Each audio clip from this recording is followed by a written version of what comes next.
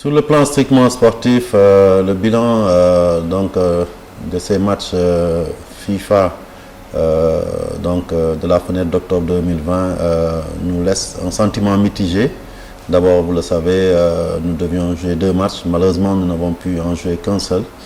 Et sur le match concernant le Maroc qui s'est joué en terre étrangère, je pense que ce qu'il est important de retenir, c'est que le coach a pu passer en revue son effectif, revoir son équipe après plusieurs mois d'interruption, exactement 11 mois.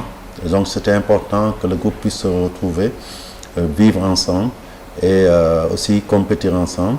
Nous ne nous focaliserons pas sur le résultat parce que pour nous, l'importance justement de ces matchs amicaux-là, c'est de pouvoir évaluer, voir ce qui ne marche pas, voir les correctifs à apporter en vue des matchs officiels. Et je pense que sur ce plan-là, les coachs vont tirer les enseignements qu'ils souhaitaient avoir par rapport à l'état du groupe, à son état d'esprit, à la forme des uns et des autres pour pouvoir bâtir une équipe compétitive en vue des matchs de novembre. Pour le reste, la déception, l'aspect négatif, c'est le fait qu'on n'ait pas pu jouer ce deuxième match qui aurait pu permettre de conforter encore plus les idées des techniciens par rapport à l'approche qu'ils doivent avoir lors des prochaines dates FIFA avec des compétitions officielles de qualification à la CAN prochaine. Donc 2 matchs contre la Guinée-Bissau qui sont des matchs importants parce que si nous arrivons à engranger les points nécessaires sur ces 2 matchs, nous pourrions d'emblée nous qualifier avant l'heure. Pouvez-vous revenir sommairement sur le bilan financier? Écoutez, le bilan financier, sur ce plan-là, sur cette date FIFA, c'est la Fédération sénégalaise de football qui a eu à supporter l'ensemble des charges financières. Et à ce niveau, on peut dire que la note est très salée. Nous avons dû, bien entendu, négocier avec la partie marocaine qui nous a pris en charge pour l'hébergement. Mais pour le transport aérien, nous avons dû prendre l'ensemble des billets des joueurs depuis leur club et du staff technique dont une partie vit en Europe, depuis leur lieu d'origine jusqu'à Casa. Et ensuite, les membres de la délégation qui devaient quitter Dakar.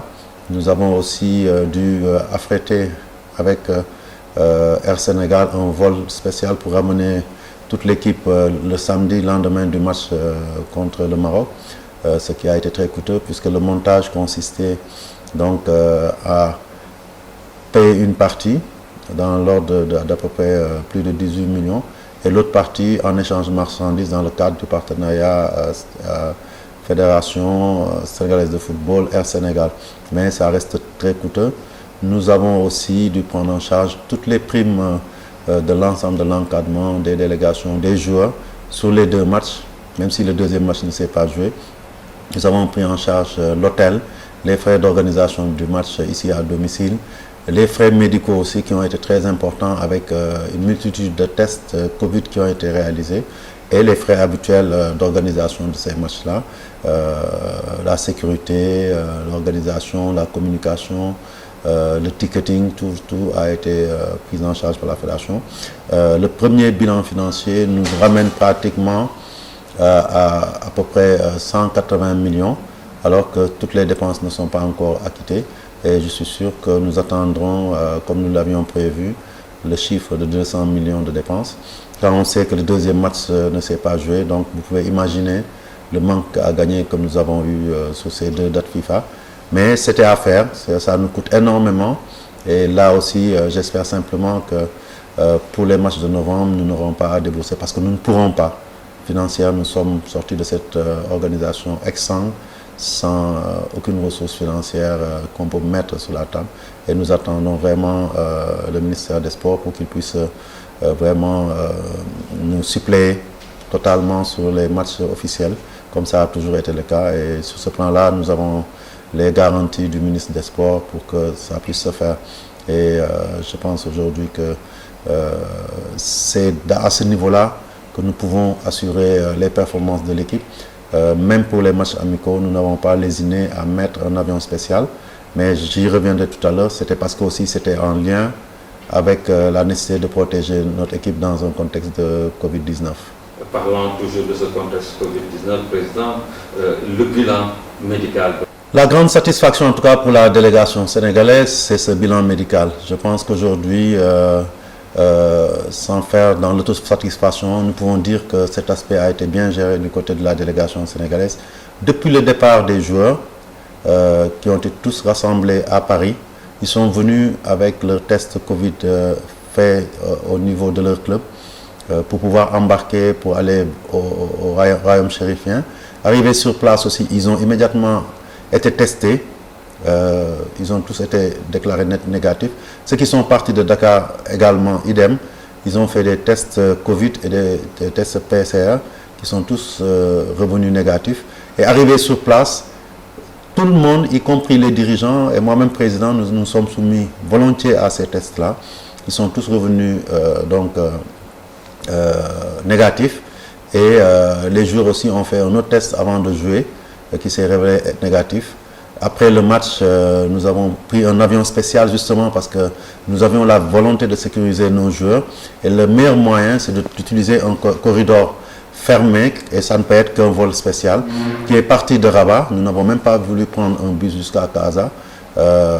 Et c'est l'occasion aussi pour moi de remercier la partie marocaine qui nous a facilité les choses, qui a donné les autorisations pour que Air Sénégal puisse se poser à Rabat, qui était pratiquement un aéroport semi-fermé, pour qu'on puisse de Rabat voler directement sur Dakar.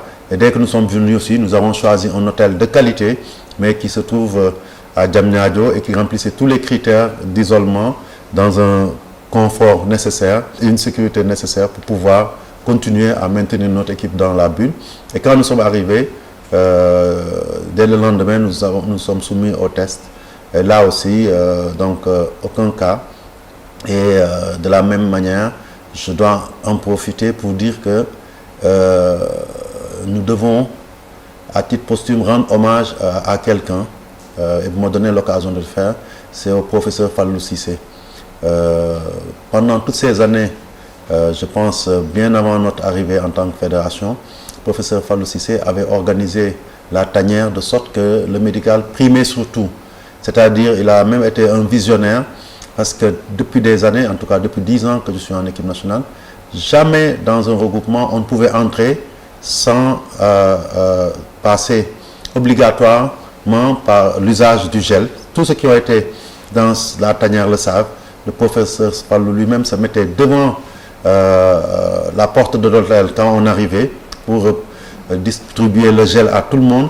Et dans le restaurant, personne ne pouvait entrer de l'équipe, personne ne pouvait entrer pour se restaurer ou faire quoi que ce soit s'il ne s'était pas désinfecté. Il allait jusqu'à contrôler les cargaisons d'eau qu'on nous livrait parce que justement, il voulait simplement protéger l'ensemble de la nation, et particulièrement les joueurs, en disant que le diable est dans le détail et qu'il ne fallait rien négliger, les virus, les bactéries sont là, et donc un joueur, pour qu'il soit performant, il doit être en bonne santé. Et ça, aujourd'hui, ça a fait que nous avions ces habitudes déjà au niveau de la tanière, de prendre des précautions. Les joueurs aussi s'y soumettent de bon cœur, et c'est peut-être pour ça que nous avons pu avoir ces résultats satisfaisants. Je dirais même que après l'annulation du match contre la Mauritanie, séance tenante, l'ensemble de la délégation, les administratifs, les officiels, les membres de la fédération qui étaient sur place, et moi-même, nous nous sommes dirigés vers l'IRSF pour pouvoir faire de nouveaux tests avant le départ des joueurs dans le club, avant que la délégation se disloque. Et là aussi, le lendemain, nous avons eu des résultats satisfaisants. C'est pour ça que je dis, c'est le point de satisfaction que nous avons. Et je voudrais qu'on mette en exergue ce côté qui montre que le Sénégal, avec l'appui aussi des autorités sénégalaises, les autorités sanitaires, je voudrais ici remercier le ministre Abdoulaye Diouf Sarr, le ministre Matar, le docteur Bousso, parce qu'ils ont toujours été aux côtés de nous, ils ont suivi. Et même dans la gestion de la situation liée à la détection de cas Covid-19 du côté de nos parents mauritaniens, ils ont été présents, ils ont géré avec tact et tout s'est bien passé. Et je voudrais sur ce point-là aussi m'arrêter un peu pour dire que contrairement à ce qui a semblé être en tout cas distillé, il n'y a jamais eu de problème avec la Mauritanie. La Mauritanie est arrivée à Dakar, elle s'est soumise au test s'ils ne s'étaient pas soumis au test d'ailleurs, on n'aurait pas détecté des cas de Covid. Donc je pense qu'à ce niveau-là, évitons le sensationnel. Restons aussi dans le respect des normes de communication de notre fédération. Notre fédération a délivré immédiatement un communiqué qui était clair, que tout s'est fait en concertation avec la partie mauritanienne. La Mauritanie aussi a délivré un communiqué qui était clair. Ils auraient pu le faire, contester les résultats. Au contraire, ils ont été vraiment responsables et surtout très très fraternels pour dire que la meilleure chose dans ce contexte-là, c'était d'annuler le match. On l'a fait d'accord parti. Il n'y a eu aucune nébuleuse. Quand ils sont arrivés aussi, il faut savoir que c'est normal. Les parties doivent convenir du protocole. Et ils ont posé des questions préalables avant de passer au test. Mais ces tests ont été bien réalisés par l'IRSF sur place. Et c'est ça qui a conduit à la découverte de ces cas. Et je pense qu'aujourd'hui, nous devons non seulement être solidaires avec la Mauritanie, mais aussi les féliciter les autorités, aussi bien politiques mauritaniennes que les autorités fédérales de la Mauritanie. C'est moi-même avec le président Ahmed Yahya qui nous avons pris langue, qui avons discuté sur les mesures à prendre pour le report du match. Et il a été très compréhensif, on l'a fait en toute responsabilité. Et au niveau de nos plus hautes autorités du pays, on a vu quelle solution adopter, soit laisser les cas positifs ici pour se traiter, soit qu'ils retournent en Mauritanie. Et le dernier choix a été de les rapatrier le soir même. Et tout s'est bien passé jusqu'à ce qu'ils prennent les vols. J'étais en contact avec le président de la fédération mauritanienne et tout s'est bien passé. Le lendemain, bien qu'il y avait des joueurs qui devaient rallier leur club, les derniers membres aussi ont été accompagnés par la fédération. Tout s'est bien passé. Je tenais à rétablir cette vérité et surtout rappeler que les canaux de communication de la fédération sénégalaise de football, les canaux officiels, n'ont jamais parlé d'une quelconque résistance de l'équipe mauritanienne à faire les tests. Et je voudrais quand même corriger cela par respect pour nos frères de l'équipe mauritanienne. Je pense que ce qui est arrivé de leur côté aurait pu être de notre côté. Et il n'est même pas à écarter que dans le futur, sur les matchs à venir, que des cas puissent être décelés dans la délégation sénégalaise. Donc ayons du respect pour tout le monde.